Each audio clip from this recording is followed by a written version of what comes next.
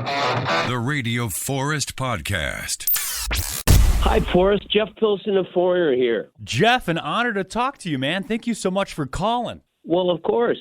Glad to be here. Yeah, you guys are in Idaho next week. After some time off, does it feel great to get back on the road? I mean, I'm sure the answer is yes. Well, then you're right, because, yeah, of course it feels great to be back. It's incredible. What'd you do with that extra time off without the touring? Because I know you do a lot of other stuff, producing and working with other bands. So did that open up that time to do those projects, or were you, like, home bored? No, I actually did quite well during the pandemic as far as occupying my time. Yeah, I did a covers record with George Lynch called Heavy Hitters that came out great. Started another End Machine record, which is another project I did. We did do some stuff with Foreigner as far as recording and working on stuff.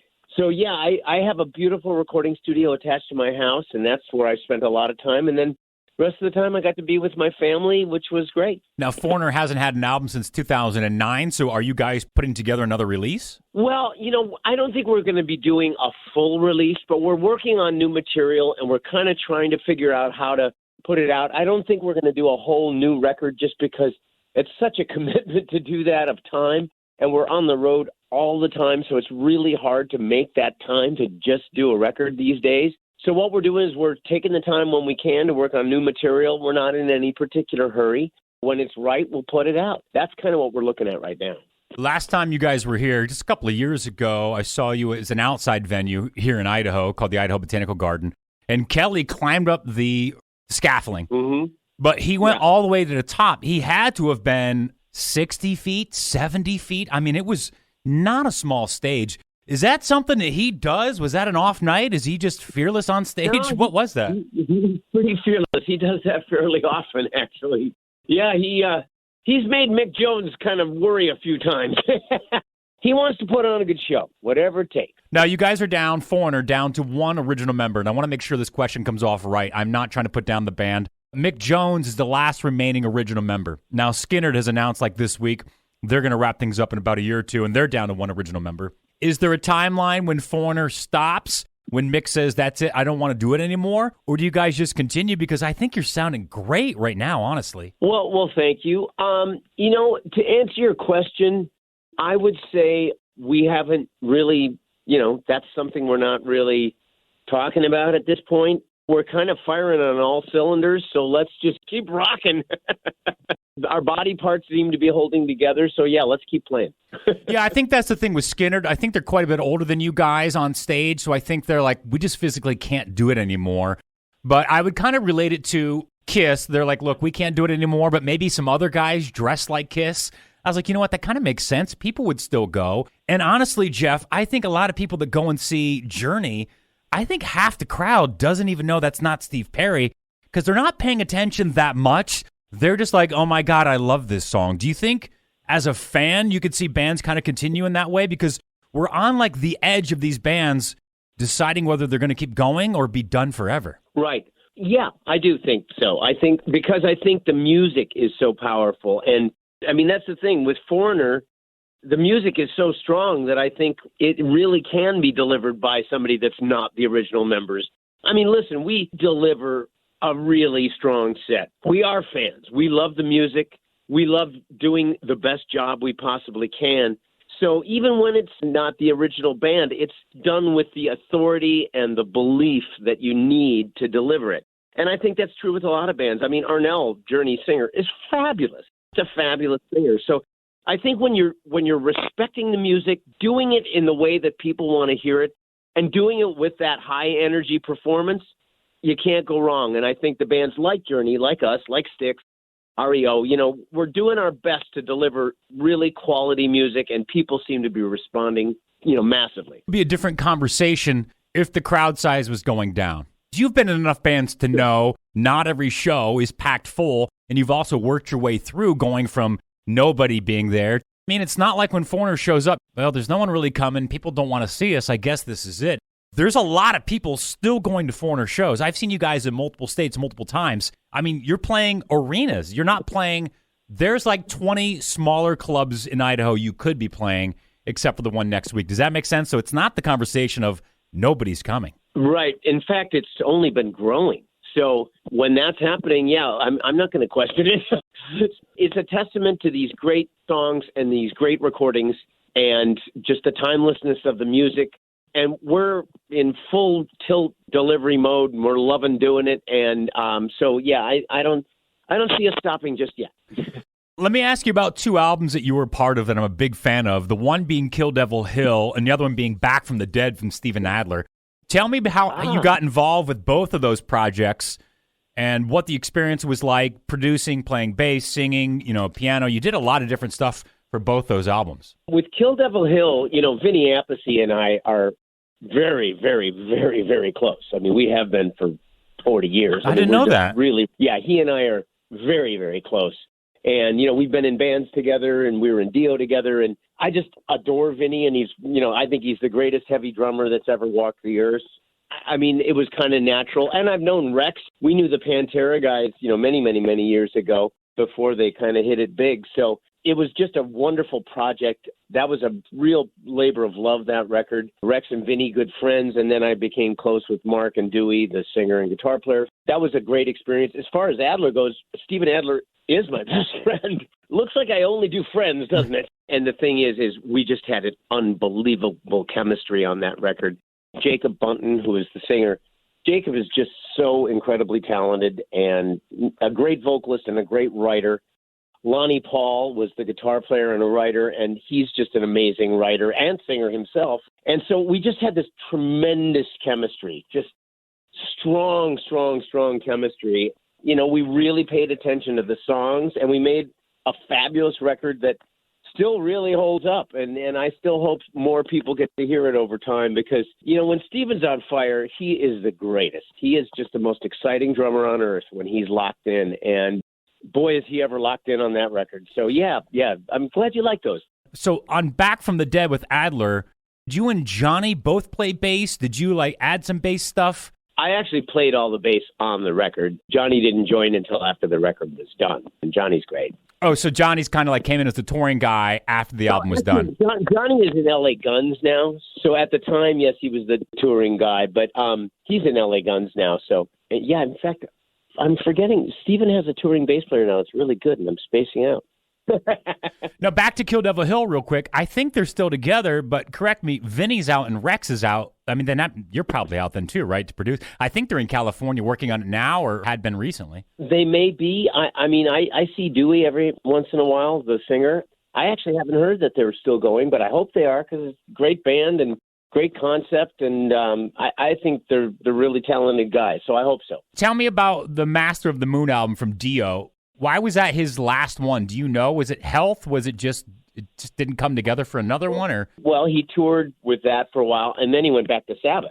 So, and they were called Heaven and Hell. Oh, and that's what he was doing when he passed. So there just wasn't time. It wasn't that it was necessarily done. It was just that he put that down for a while, did the Heaven and Hell, and then he got sick. I think it was just time. I'm passing away. So tell me about being involved with the movie Rockstar. How did you get involved with that? And there's a lot of rock stars in that movie. I mean, that had to have been cool. It was a lot of fun. I got involved because the producer that had done Dawkins' Tooth and Nail record, a guy by the name of Tom Werman, he was producing the music for the film. And they were working on the music because, oftentimes in a film, you do the music before you start filming. He hired me to be the bass player on the sessions.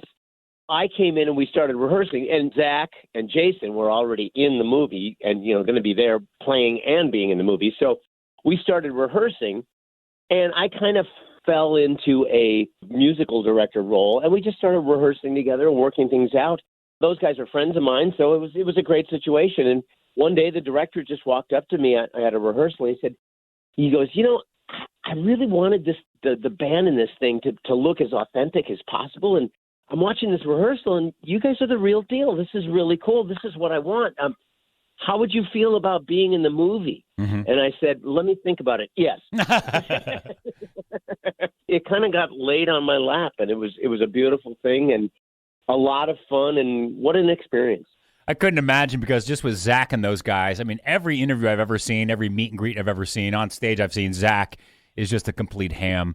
loving life and having fun and poking fun and making people laugh. It had to have been nonstop laughter. Yeah, he's a character. He made it a lot of fun. We did. We had a lot of fun. Probably as many laughs as we spent in important, serious moments.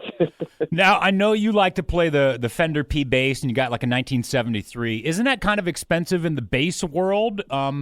Couldn't you get something cheaper for free? Well, the reason I play those is because I just think they're the right sound for what I'm doing and the right feel and everything else. So, sure, there's cheaper basses, and yeah, I could get one for free, but I don't want to play something for free that I don't like. The older ones, the 70s, the 60s, those Fenders, they get pricey. 70s aren't as bad as 60s and 50s, and I have 50s and 60s basses, by the way, that I would never bring on the road. But I have a pretty large arsenal of basses, so yeah, I don't mind taking the 70s ones out with me. They're probably worth something, but for me, it's all about the sound and everything else. So is there any value on the 40s and 50s you might have at home? Because I know some of them can go up to $10,000, the really old. I have 3 of them that are very, very, very, very valuable. Oh, that's awesome.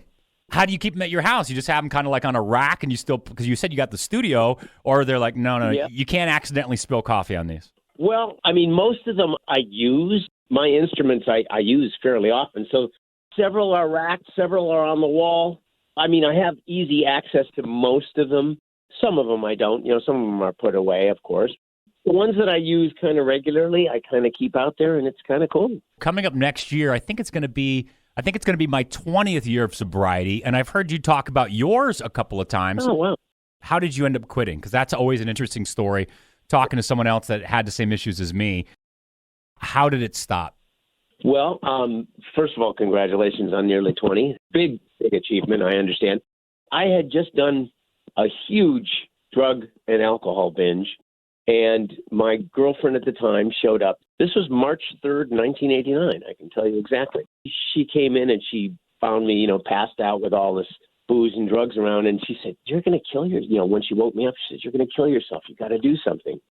So I did, and I called the guy. I found out who had gotten Motley Crue sober, because remember, they got sober right before they did Dr. Feelgood. And I found out who got them sober, and I talked with him. He became my sponsor for a while. He since passed away, but he was a great guy. He helped me get sober, and knock on wood, I've stayed sober since March 3rd, 1989. What were some of the fears? Because just in my own personal life, I had a list of things I thought I'd never be able to do again as a sober guy, because everything I did, I drank, and it wasn't an issue until I realized it was an issue. But I was like, I don't know how to go to watch a show. I don't know how to go to a concert. I don't know how to date. I don't know how to do any of this sober. Yeah. And it wasn't necessarily that it was a crutch. It was just like, hey, from now on, you're not allowed to wear a shirt. You're like, I can't wear a shirt. But I always, as a touring musician, were you like, this is the end of my career? No. And it was at a point when I did get sober, Doc and we were about to break up, actually. So I think the fear of knowing that I was going to have to be a little more in control of my future helped sort of wake me up a bit. I just looked at it as something that, needed to be done. And I'll tell you something. I think I can say this without blowing any anonymity or anything, but I was actually at a meeting with David Crosby one day. Mm-hmm. And there's several other people. It's not like I went with I was going to say, I bet everybody's been to a meeting with David Crosby. And I was talking, and when I got done talking, he came up to me and he said, "Hey, listen, I just want to give you a little advice. I know exactly what you're going," because I had talked about how I don't even know how to, think about writing again and play, And he said, "Change your schedule." He said, "If you are a nighttime person, become a morning person. If you are a morning person, become a nighttime person." He said, "Just shift your life completely and really approach music fresh with this new kind of schedule." And it worked. I became a morning person, like kind of overnight. That's awesome. I was one of those, rock stars that slept till 2 p.m. And I stopped that all of a sudden. And sure enough, the muse came back, and I started falling in love with playing again, and it was great. Man, David Crosby could tell me to do anything, I would do it. Turned out to be really, really great advice. Do you ever have a chance to run into him and tell him that story? I actually did. A few years back. I don't think he had a clue of memory about it. But that's okay. I thanked him is what I did. Is I thanked him. It was we were somewhere in what were we at their show? Or somehow it seems like they were at our show, which I don't know why, because we met Stephen Stills too. But anyway, Oh, wow. but he was gracious. Again, very very muted. I don't think he really. I know he didn't remember. So Stephen Stills also at your show. Who else then, off the top of your head, has popped in, or have you popped in to see kind of a surreal moment where these larger than life icons? I mean, because everybody knows who Foreigner is, so there's got to be a ton of people backstage, and Mick, I'm sure he knows everybody. Of course. Well, Robert Plant's been to several shows. Oh, my God. Hung out with us, and Mick introduced me to Bill Wyman, which was a big thrill. No way. That's awesome. How was he? Oh, he was very cool. Very, very cool. He was just really, really mellow and cool. And then I'll never forget one time we were in the lobby of a hotel, and I came downstairs. This was a good 10 years ago now. And I remember seeing Mick talking to two guys, and I'm looking at him, and I'm thinking, that looks like Duck Dunn and Steve Cropper, who were, the Stax Volt, rhythm section that played on a million songs. Yeah, the backing group for like every hit record out of that era. Yeah, and Duck Dunn was one of my bass heroes, like back then. And I see him talking to them. I'm trying to look so that Mick can see me, which he does. He kind of sees me, but he doesn't do anything. And then those guys walked off, and I said, was that who I think he was? And he goes, yeah, it was Steve Cropper and Duck Dunn. I said, and you didn't introduce me. He goes, oh, I didn't do it. Yeah. So, yeah, last question about sobriety. For me, it was alcohol. I didn't really get to the drugs that much, and that honestly was just because who I grew up around and who I was exposed to. In a different person at a different time, I would have gone down a different path of substances, if that makes sense. And I believe that you had problems with both drugs and alcohol. So for me, just worrying about alcohol now is no issue. I don't miss it. I don't want it. I can be around it. I don't like to. It's just not interesting because I don't have anything to contribute. If everybody's drinking, I can hang out for an hour or two, and then I get kind of bored. Drugs the same, or do you have to monitor them differently, or are they all lumped together? I mean, for me, I don't have to try to stay away. It kind of happens naturally for me, which is fortunate. I just don't like being around people when they're on drugs because they tend to be pretty annoying. It's not torture being around them for me. And the only way I ever craved drugs was when I was drinking. So if I don't drink, I'm okay. Well, congratulations. So 1989. Do you find yourself now running into a lot more sober rock stars that you didn't realize have been doing this the entire time? Yes. Short answer, yes. A lot of them are sober now for a good reason. Because it feels like to me, I remember as a kid, you didn't hear a lot of rock stars talk about sobriety, and it's been a little bit more like popular or at least more talked about. And I realized that during that time, there were all of these people, even involved with the bands that you've been in that probably were out there fighting that sobriety battle alone and just not talking about it. Or maybe we just didn't hear about it without social media, I guess. Well, there was a little bit of that too, yeah. But I think people have gotten wiser. I mean, you remember that the ethos in the 80s was very party, cocaine. And so it took a while to even realize that it might be a problem. And I think a lot of people have realized that since. And the world has only got more challenging and competitive since. So I guess that makes sense. Do you have anything coming out soon? Soundtracks, movies, bands, supergroups you're working with or anything like that? Well, early next year, we have George Lynch and I did another record with Heavy Hitters, which is us doing covers, which is it's all for fun, but it is really fun. And we actually wrote a Christmas song, and they're going to put some kind of a single out of the Christmas song this Christmas time. But then early next year, we got the Heavy Hitters record. George and I just started writing another End Machine record. That's our project that we have. That's going to be amazing. So, yeah, I got lots of stuff on the burner. Will you guys get together in your studio, or with technology, do you do different parts and you're like, yeah, I'll send you the bass line, give me a day or two to work it out at my studio? Because I've noticed things are changing a little bit with technology. Well, George and I tend to work together. He lives down the street. Although during the pandemic, we did a lot of stuff remotely because we were both being very cautious. So we did manage to work remotely, and it worked out well. And I've done a lot. I do and have done a lot of remote stuff quite well. I prefer to work in person when possible. But you're right, the technology has changed. In order to do these records, you certainly have to do some stuff long distance. So I kind of do both. You guys are here in Idaho Wednesday at the Ford Idaho Center. We're looking forward to seeing you, Jeff. thank you for the chat today, and best of luck. Love seeing the high energy show of Foreigner, man. I really do appreciate it. Well, my pleasure, man, and I will see you very soon.